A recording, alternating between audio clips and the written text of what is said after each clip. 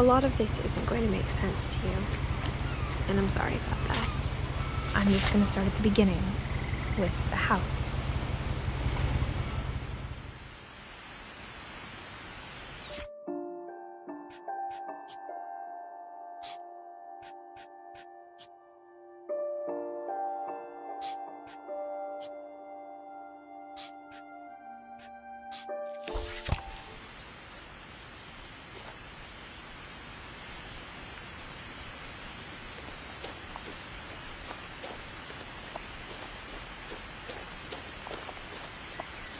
I lived here until I was 11, but I wasn't allowed inside half the rooms.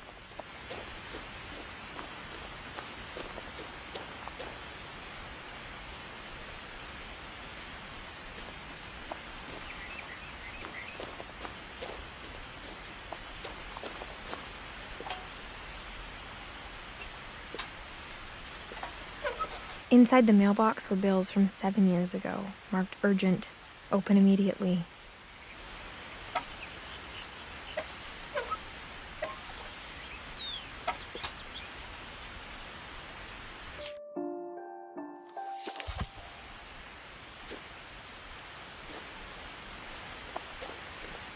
I hadn't been back since my brother Lewis's funeral.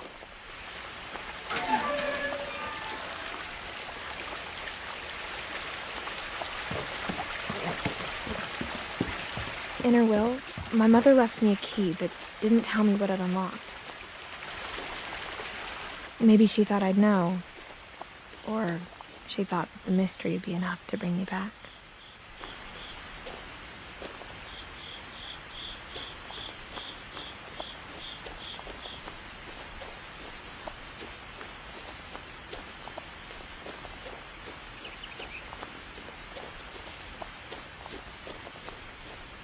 No one had driven this way in a long time, but I saw a few hoof prints.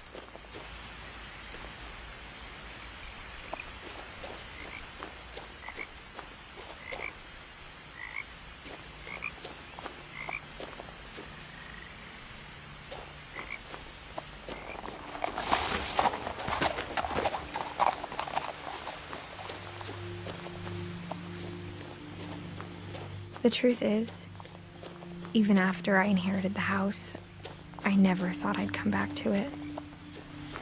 But now I had questions about my family that only the house knew the answers to.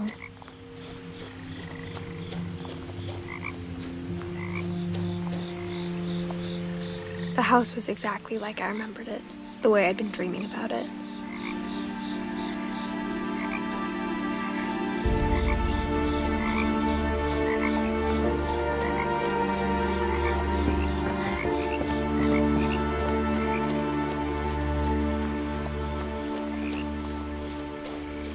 As a child, the house made me uncomfortable in a way I couldn't put into words.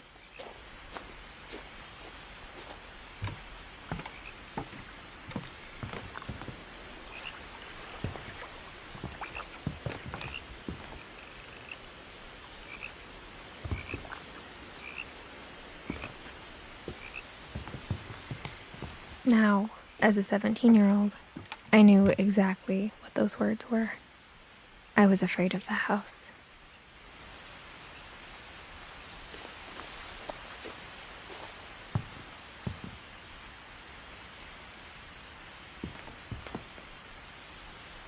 I hoped the key might unlock the front door. It didn't.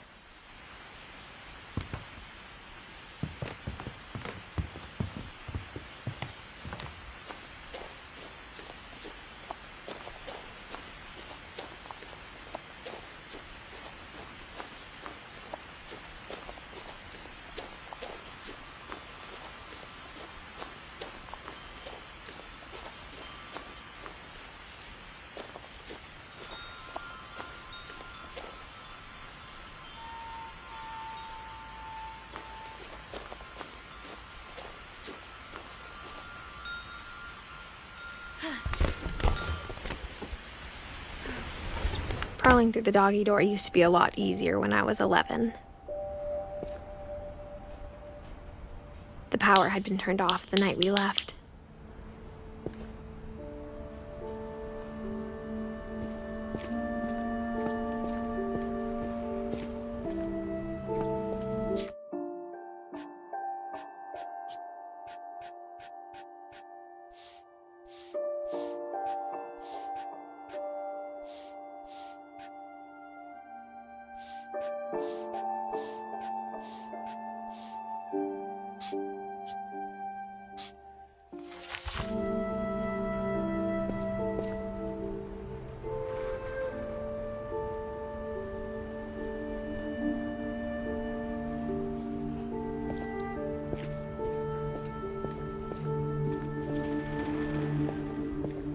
For the first time in years,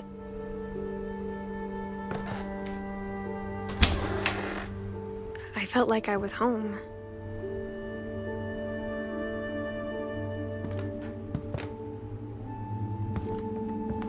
But instead of a family, there were just memories of one.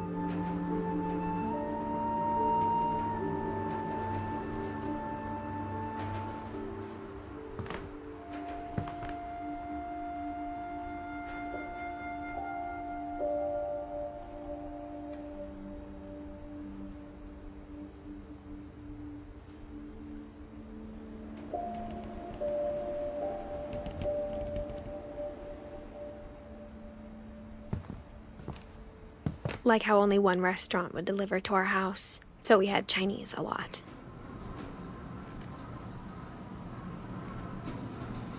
Or how after Louis started working at the cannery, we all got sick of eating salmon. Except our cat, Molly.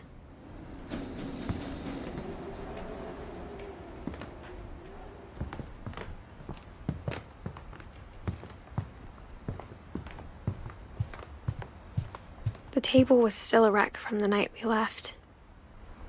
It was like a bomb had gone off, killing everyone but sparing the furniture.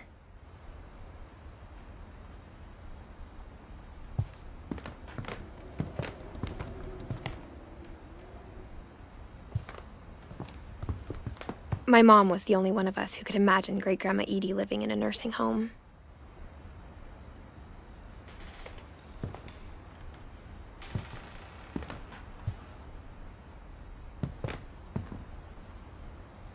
Nothing in the house looked abnormal. There was just too much of it, like a smile with too many teeth.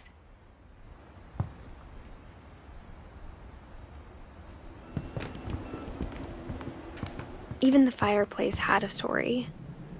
Edie told me the bricks came from the original house, after it sank.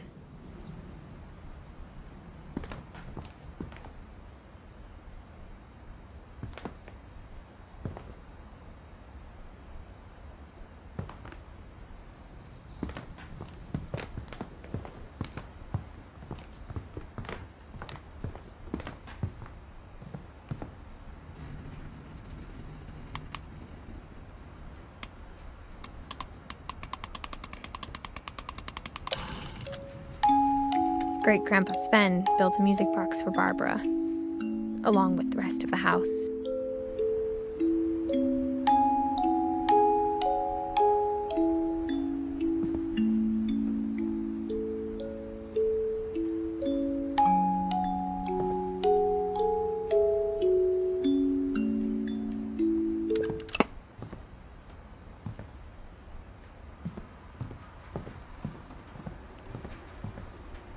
My mom wasn't much of an optimist, but she never stopped believing that my brother Milton was alive. A lot of things got left behind in the whirlwind of that last night.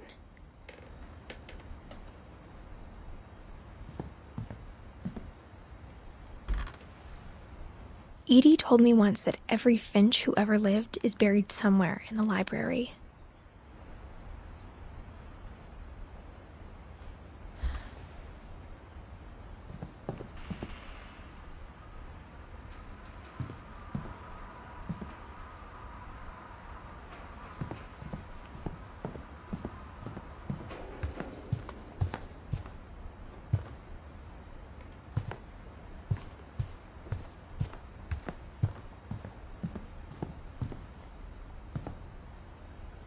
After Milton disappeared, Mom sealed up all the bedrooms. Then Edie retaliated and drilled peepholes.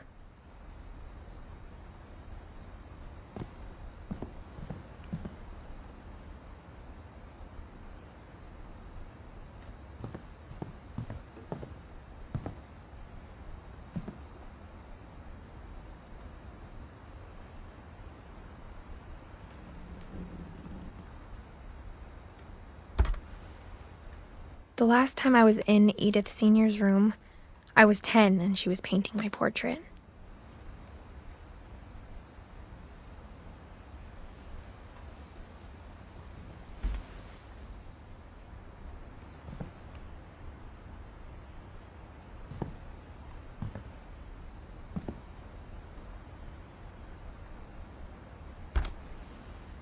My Grandpa Sam spent 7 years sharing a room with his dead brother, Calvin.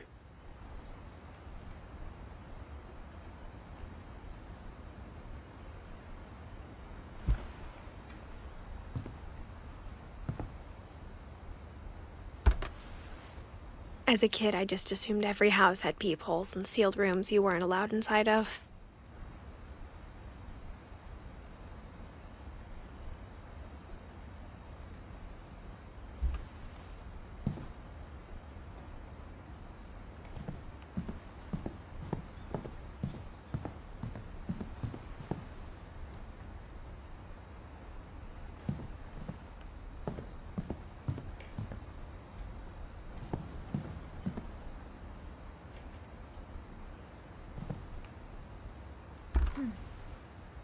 Molly always seemed like a girl I could imagine being friends with, if she hadn't died in 1947.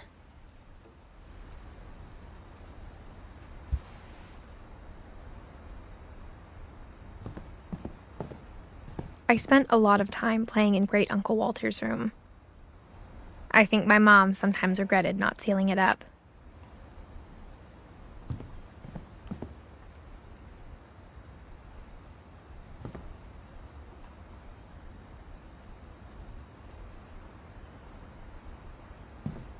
Lewis told me there were secret passages, but I never believed him.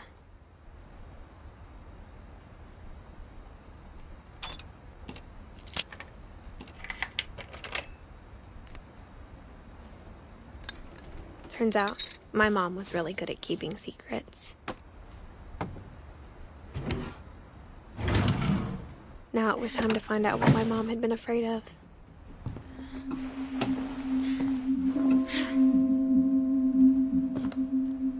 Reading this, maybe it sounds like I had a plan. From the paintings on the wall, it was clear my brother Milton had been here before me.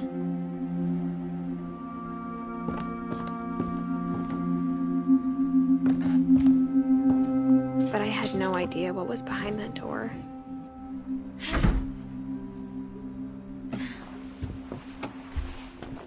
Just like I had no idea where all this was gonna lead.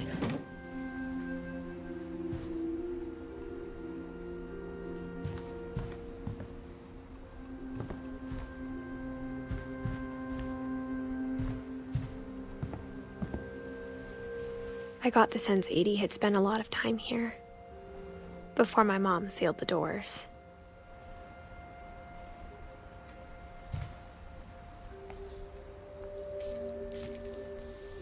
December 13th, 1947. Dear Diary, I'll be gone soon, but I wanted to tell somebody about what's gonna happen. It started when Mom sent me to bed without dinner. I woke up and I was starving, so I looked around for something to eat.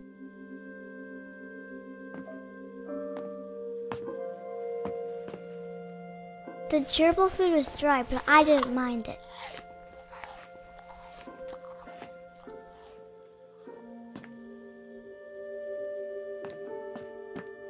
My Halloween candy was all gone.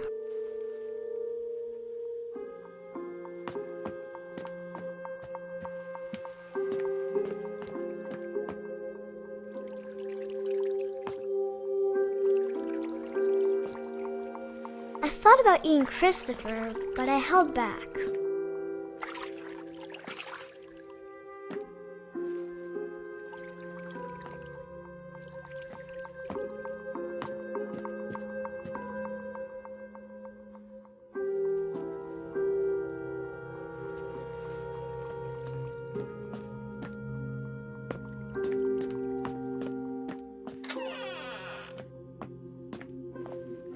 I kept eating and eating.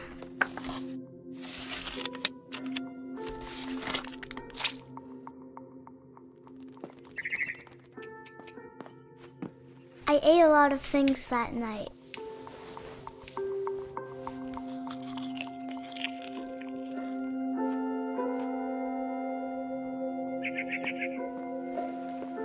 Then I heard chirping outside my window. It was a barn swallow going back to her nest. I reached out for her.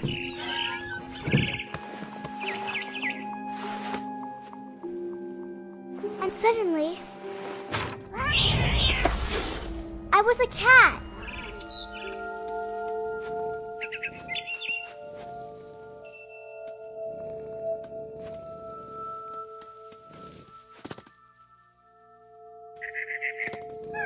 I tried to be quiet, but the bird was really scared.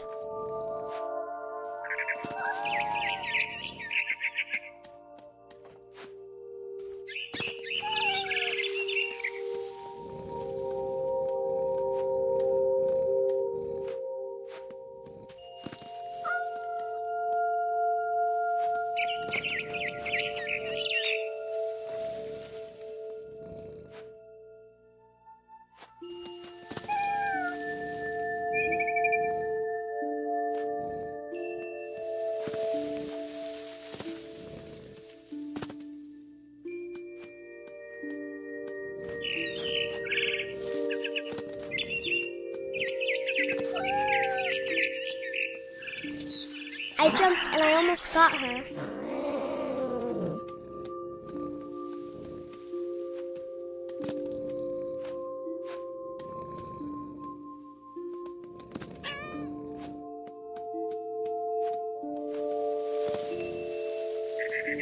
I could tell she was getting really tired. Now I was up in the big tree. I promised Dad I wouldn't climb it anymore. All I cared about was eating that mama bird.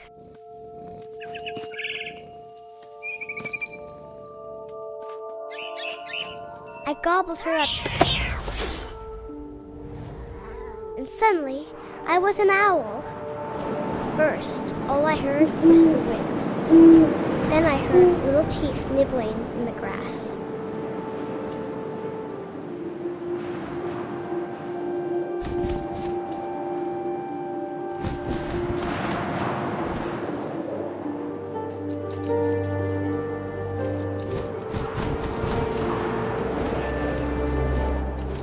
Rabbits.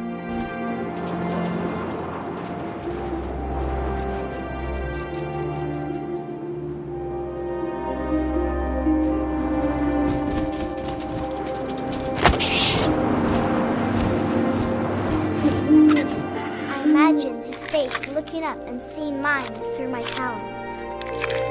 I swallowed him up, and I didn't chew one bit. Then I flew off to find something bigger.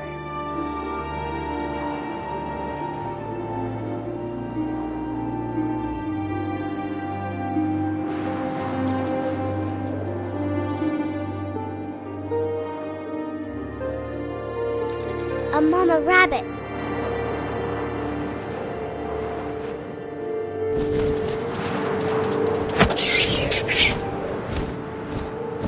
She was almost too big to carry.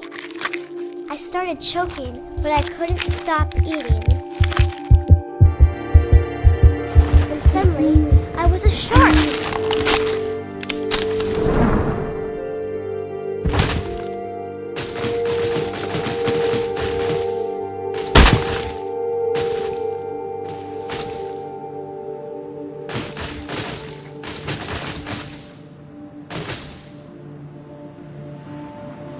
I rolled off a cliff and into the ocean.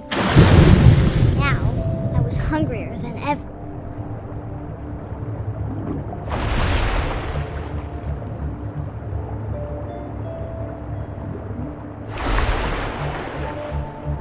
I wanted fat, juicy seals.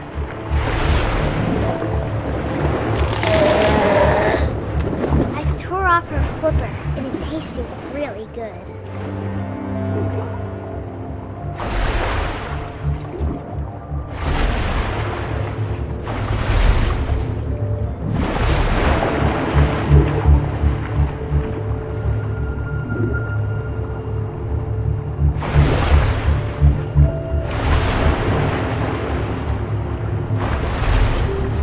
grabbed on tight. When I was so hungry, I jumped out of the water. When I opened my eyes, everything had changed.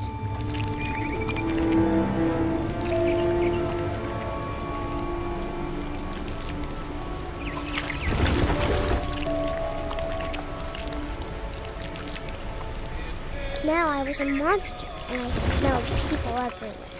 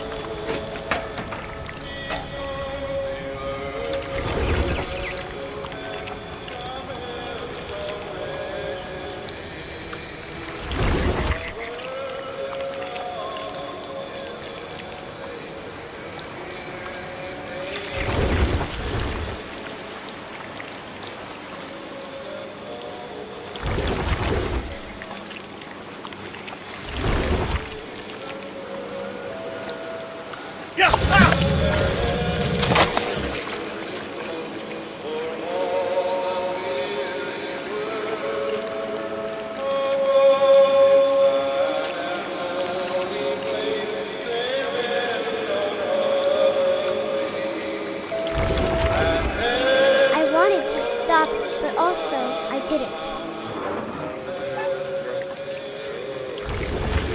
Drunken sailor, what shall I do with a drunken sailor? His belly was rusty, his belly was rusty.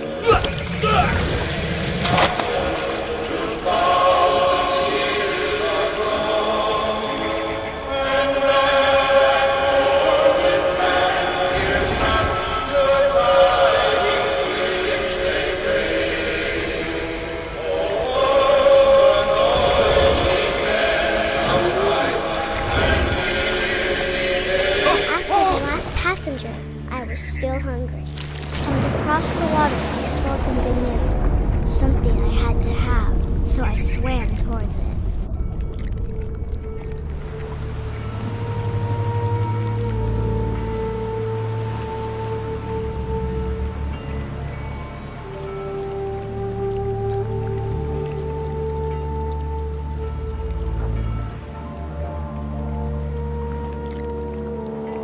I slithered onto the sand, and the good smell went into an old pipe.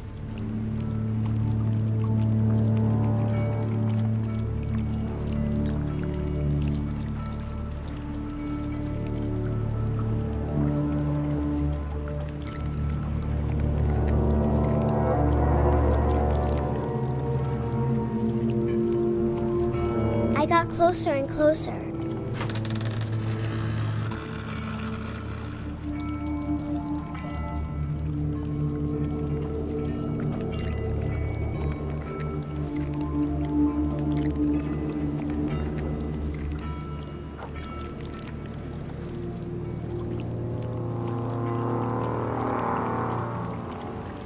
All of my stomach started growling.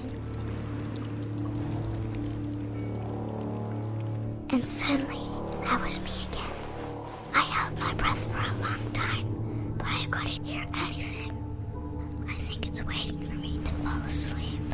But it's not going to wait much longer. It needs to feed, and we both know I will be delicious.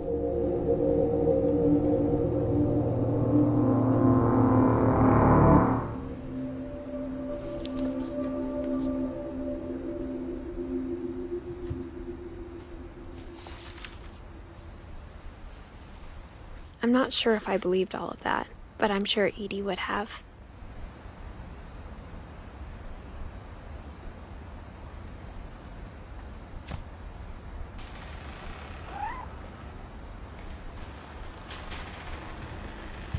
I can't describe it, but I felt like some part of Molly was still here. I grew up looking at Molly's room through the Molly's gerbil had a tiny bedroom with its own even tinier gerbil cage.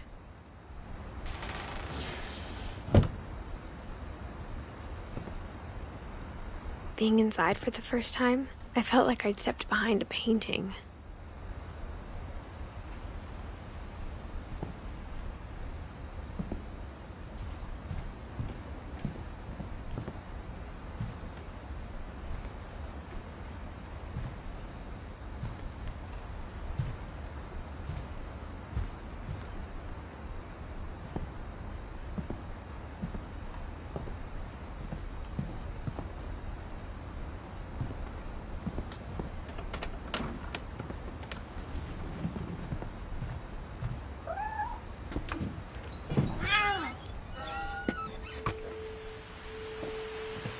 This will be obvious later, but my mom never told me any of these stories. Edie would have, but Mom didn't like bringing up the past. Though, when we adopted a stray kitten, she was the one who named it Molly.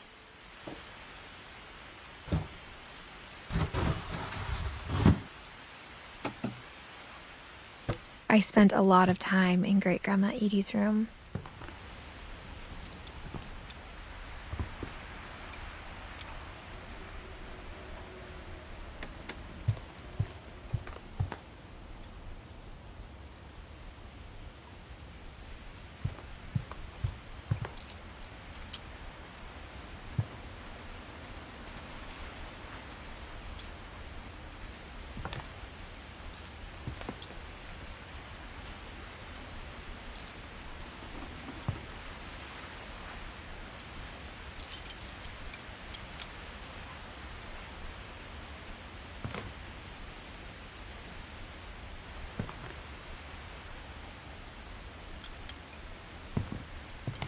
Louis died a week before we left, but Edie had already started to memorialize him.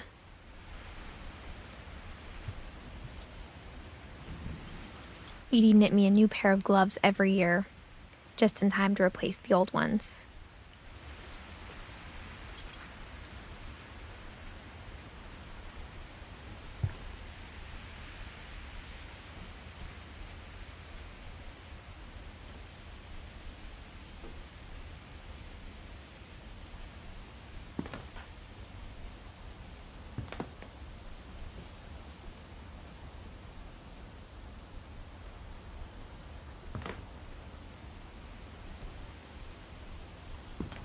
Her room was like a museum.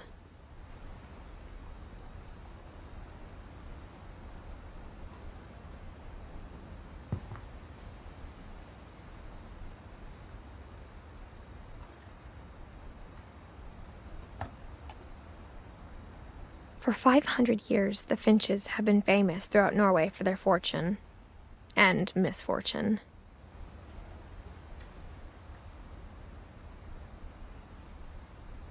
Odin Finch buries the latest victims of the family curse, his wife Ingeborg and their newborn son, Johan.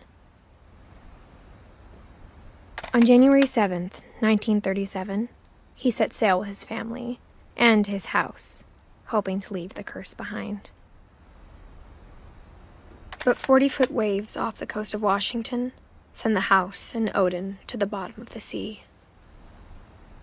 Odin's daughter Edie, with husband Sven and baby Molly, step ashore on their new home, Orcas Island. Odin Finch is the first to be buried in the new family cemetery. His daughter Edie is already dreaming of a new Finch house.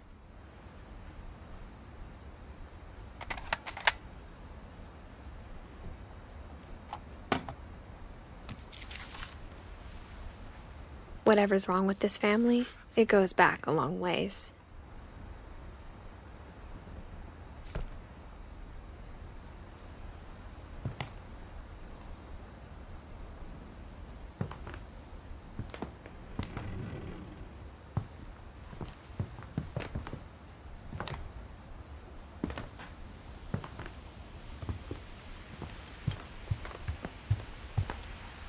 Edie gave a big interview about a mole man living under the Finch house.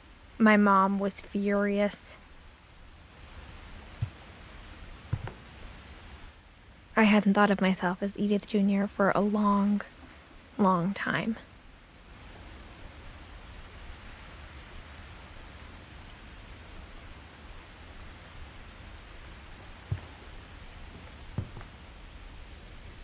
One summer, they evacuated the island, but Edie refused to go.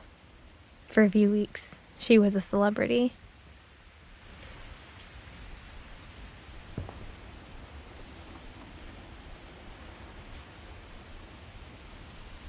When Edie told people Sven was killed by a dragon, she could also have said he was building a dragon-shaped slide that collapsed. She could have, but she didn't.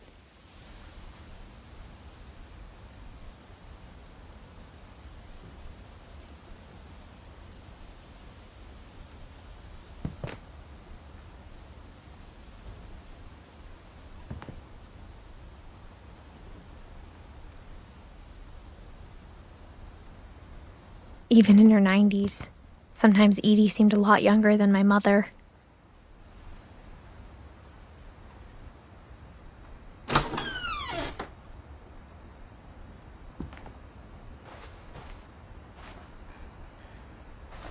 The only trace Grandpa Sam's first wife Kay left on the house was the pink bathroom.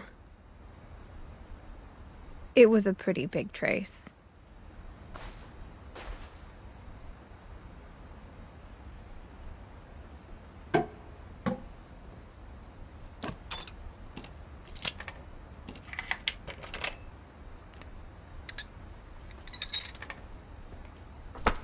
There's a secret in this bathroom. It's in the last place you would look. It isn't in the cupboard. It's hidden in this book.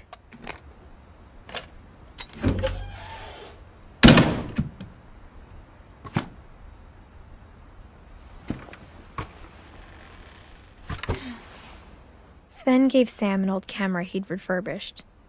He never put it down.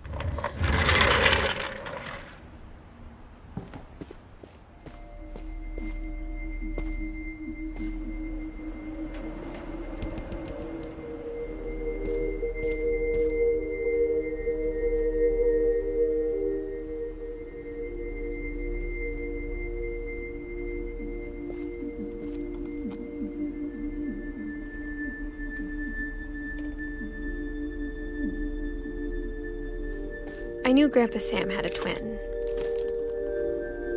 and that he never talked about him.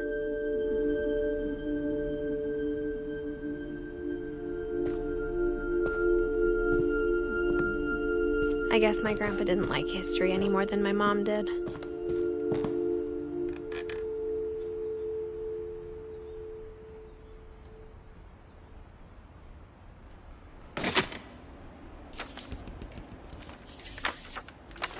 How I Want to Remember My Brother by Sam Finch. The thing I remember is that when he made up his mind, that was it.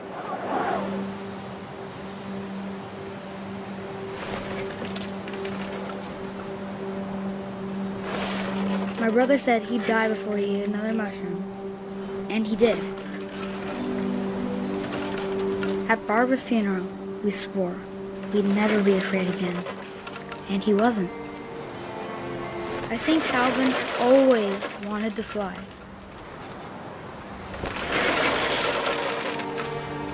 Sam! Calvin! Dinner's ready! Coming! But that day, he finally made up his mind to do it. I told him going around was impossible. Maybe if I hadn't said that,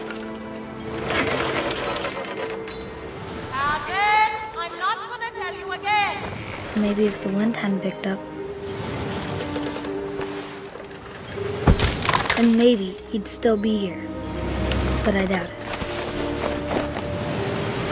I think he'd already made up his mind. That's what I want to remember about my brother.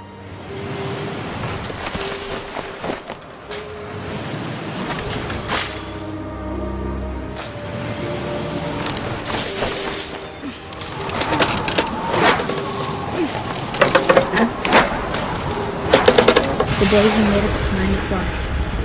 And he did.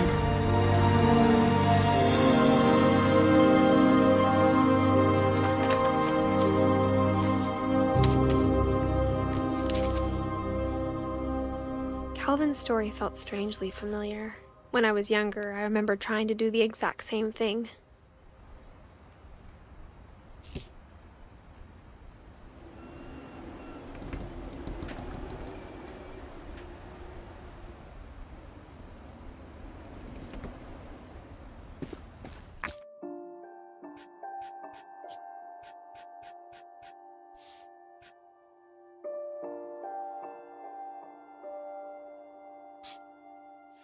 After the funeral, Edie roped off Calvin's half of the room.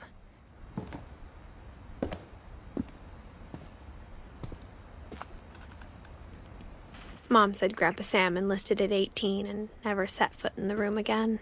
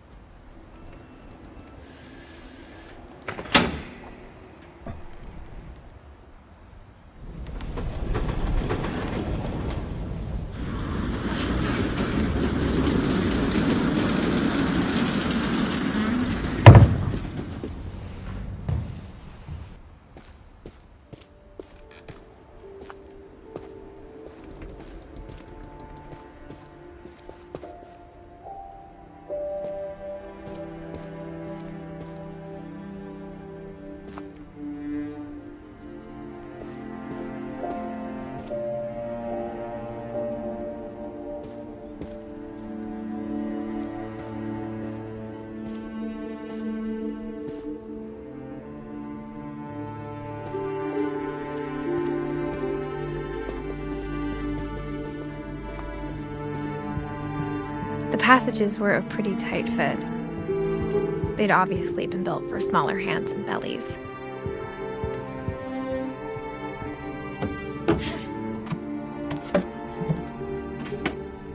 Growing up, I always thought of Barbara as a child star.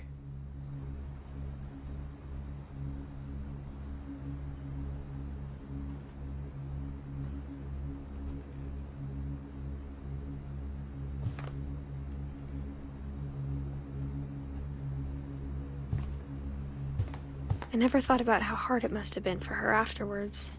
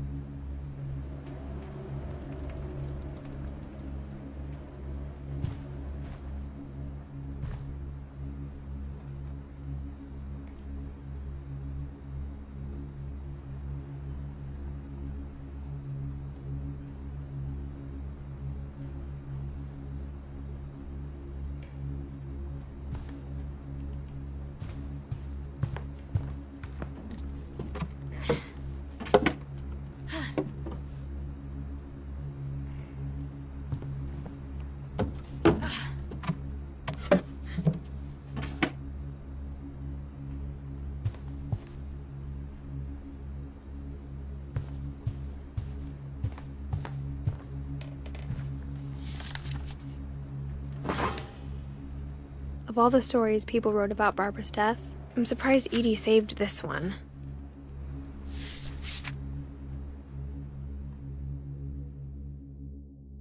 Old Jack here with another ghastly tale inspired by America's most unfortunate family.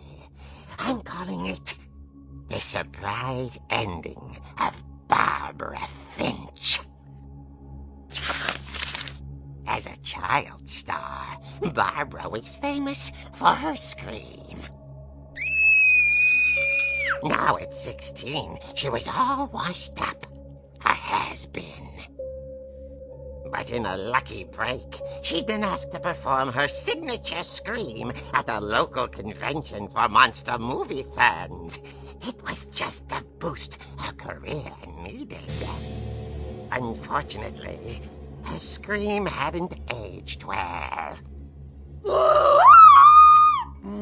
Getting better. I think you just need the right motivation. Her biggest fan and current boyfriend, Rick, was about to demonstrate when... Now that was a great scream. It was Barbara's father, Sven. He'd slipped into a table saw and had to be rushed to the emergency room. So Barbara got stuck babysitting her youngest brother, Walter. Her convention comeback was cancelled. Okay, I'm hearing frustration, but I'm not hearing terror.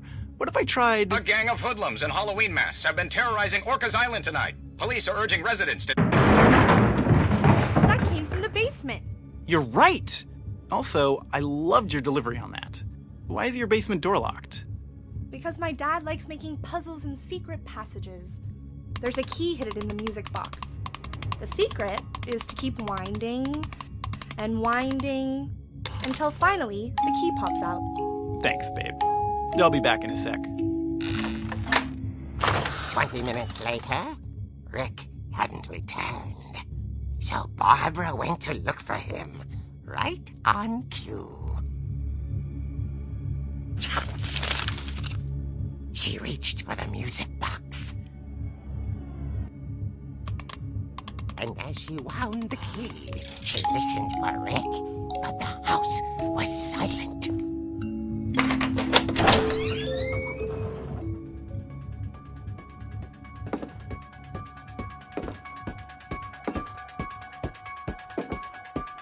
She found Rick's crutch and imagined the worst.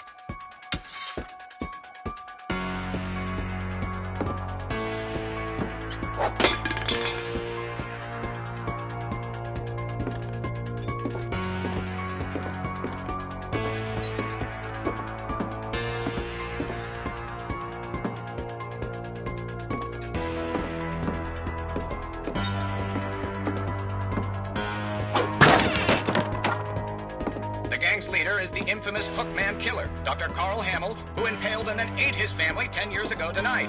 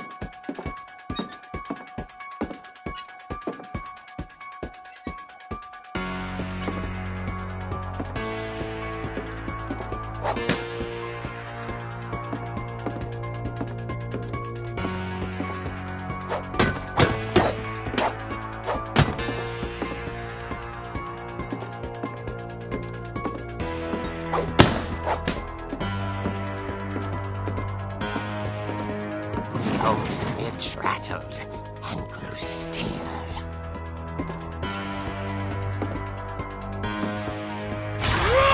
Oh dear!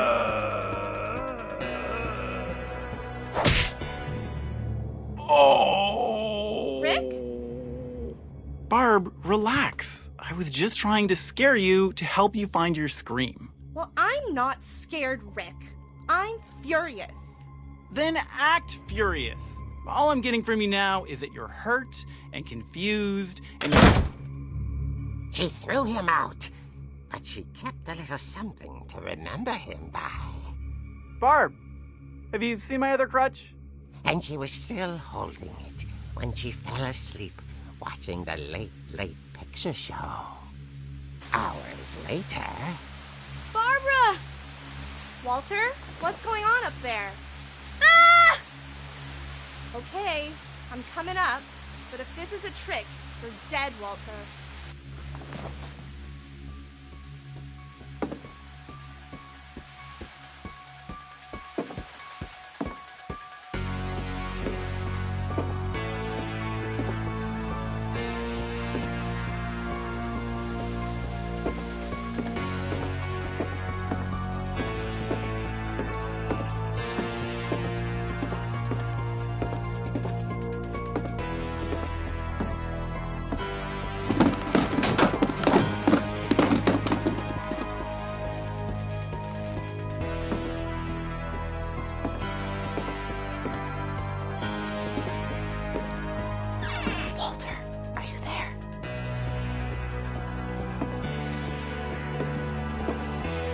Walter had vanished, but his bedside radio was still on. Orcas Island police describe the man as 6 feet tall, with a steel hook for a hand. Residents are urged to lock all doors and windows and notify the police of any suspicious activity. Barbara turned, saw the hook man, and was speechless. He was quite smashing.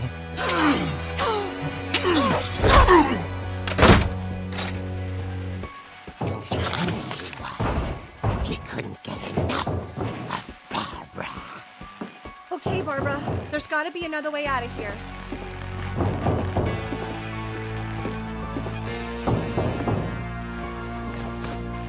That night, she played her part beautifully.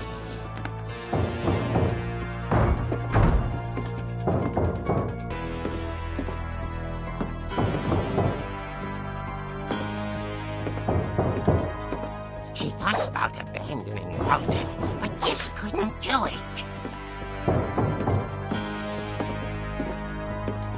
Molly's door hadn't been opened in years.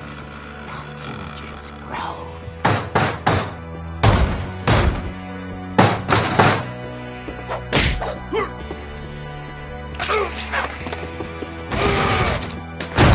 He wasn't moving, but she sensed the story might not be over yet.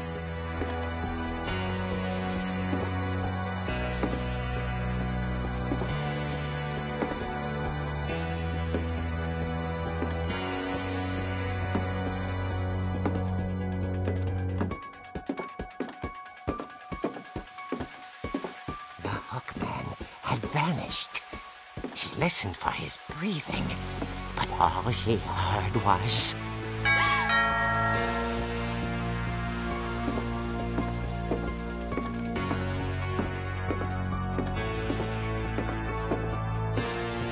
At the door, she heard whispering. It was coming from inside the house.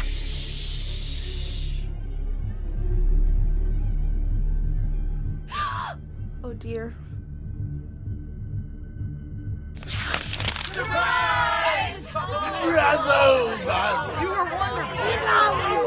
monsters had come to surprise her. For Barbara, it was a dream come true. Then she saw what kind of monsters they were, and she realized what was about to happen. She was going to be famous. And with her final breath, Barbara Finch gave the performance of her life.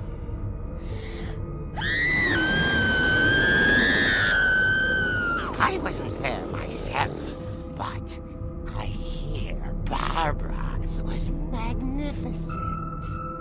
Poor girl. She had a taste for stardom. But unfortunately, so did her fans. Of course, the police blamed it all on poor Rick, who disappeared the same night. And little Walter? Hiding under his bed the whole time. He took it all pretty hard, but that's another story. As for Barbara, tucked inside the music box was all they ever found of her. Her ear. Now that's what I call a real eerie tale.